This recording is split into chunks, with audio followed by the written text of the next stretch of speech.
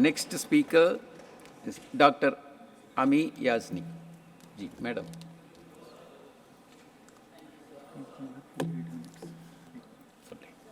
Hearing the Treasury benches speak about the state of the economy, and they speak only from 2014 onwards, I would like to remind them that we have to go back to 1991 when we had the new economic policy. That is the point when the borders for economy were opened for foreign investment to come in the country. When foreign investment policy was taken, at that time, Dr. Manmohan Singh ji was the finance minister. I would just like to point out a few things before I just come to the main 2 points. Structural reforms were ushered in, and the structural reforms take a long time to result, and it took a long time. It takes always, you look at the world economy in any way. So this 1991 was the starting point. So we may have to refer to these points and not just jump to that we have become independent only in 2014. Now coming to the state of economy today, three main factors, three main areas which I would like to say in a short time. First is the farmer section, the agriculture sector. Some of the data is not even in the formal economy because they are landless farmers who are working on farms. That productivity is not reflecting in the formal economy. That farmer section or that particular sector is devoid of any reforms today. They are wanting some kind of reforms which is not reflecting in the economy, and we are seeing landless farmers. We are seeing farmers who are wanting some kind of reforms, and they want credit, they want equipments and several other things. The second sector which is very important and which nobody is talking about is the MSME sector. The MSME sector has got 630 lakh units which are micro units. Post COVID, quite a few high number, I do not want to go into the data of 15,000 or 20,000 have closed down. Where is the credit facility? You talk about schemes, but have these schemes percolated to those units? Have those units revived? Have the labor force been able to re-enter these particular units? Whether the technology transfer, and you are continuously talking about comparing with Germany, Europe, UK, US, and you want to take only talk about foreign. Have you tried to look internally, locally? You are giving food, ration, to more than 50% of the population. 80 crores people are getting free ration. What about employment? Coming to employment later on, back to MSME sector. Where are the credit facilities? Where is the credit which is required to revive a unit and give them life?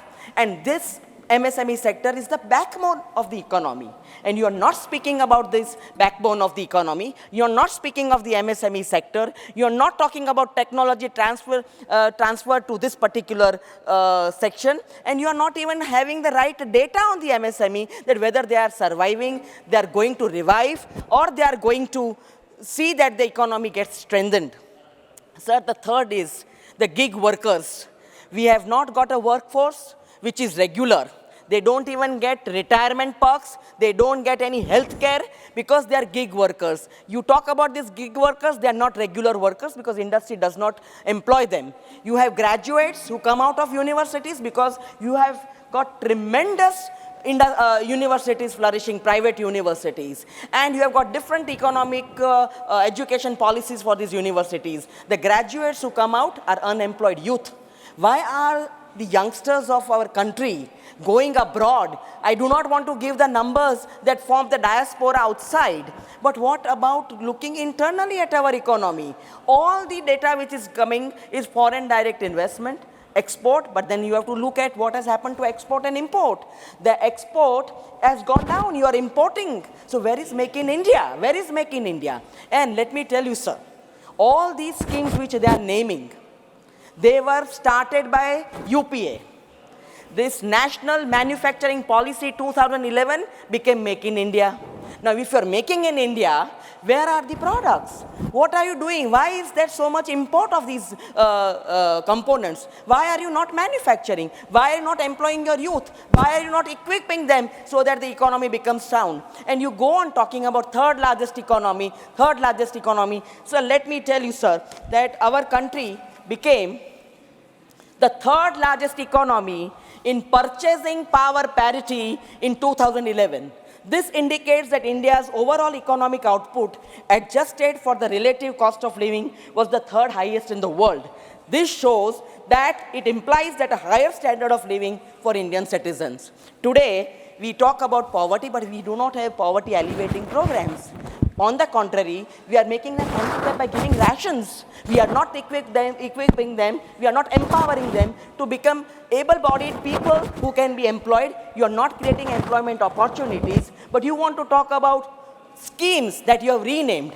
So in the end, I would like to say that you have to look at the global hunger index. Where do we stand? We have to look at malnutrition for children. Our children are being wasted, stunted growth. You have to look at female infanticide. You have to look at mortality for children. What are we doing in the healthcare system? So when you talk about the state of the economy, you don't only have to talk about comparing with other countries, you have to look inward. When you make your economy strong, then you can speak about the state of the economy, and not the ruling dispensation's head or people who are manning certain ministries. It's not their work, it's the work of the scheme. And it was from 1991 onwards that the institutions were put in place. These institutions acted as regulatory mechanisms. Where are those institutions? Why are these institutions not getting accountable for not performing? These are these non-performing assets, apart from the non-performing assets of the bank. We have not been able to bring that money back. Forget about the black money you talked about. Forget about 15 lakhs going to each one's account. We have not been able to say anything about that. The ruling dispensation has got some kind of a fixation. They are living post-2014. They forget their own childhood, that they studied in good educational institutions. They don't give credit to their own parents, their own grandparents who got freedom to this country, and are only having a straight-jacketed formula post-2014. But what have you done after 2014?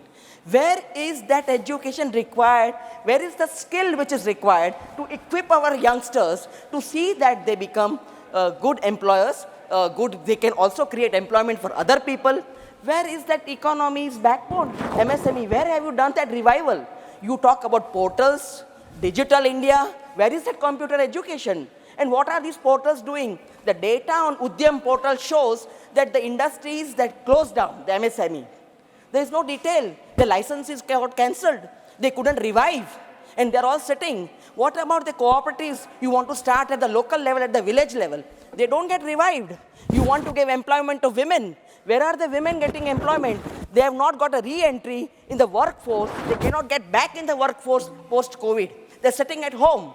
So what are you doing for empowerment of women? You may bring the reservation bill with a caveat. But where is the empowerment for women? How will she become economically empowered? You are not giving her health care.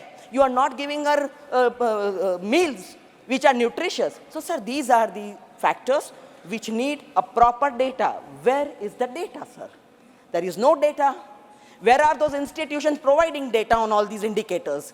These indicators will tell the state of the economy of this country, not who is manning the country or who are manning the institutions. And so one last point, sir. Please that conclude. Unless and until we change the game, we cannot succeed by changing the names. You may change the name of all the policies, of all the schemes, but if you cannot perform, you become a non-performing asset. State of the economy, the students, the youngsters of this country are reading, they're watching, they're looking at all the Nehruvian era and the Rajiv Gandhi era for computerization, for all kinds of digital work which is now happening on that day. Please conclude, Dr. Yajnik. And that is why the state of the economy is not as the way it is projected by the ruling dispensation. Please. Thank you very much, sir. Thank you.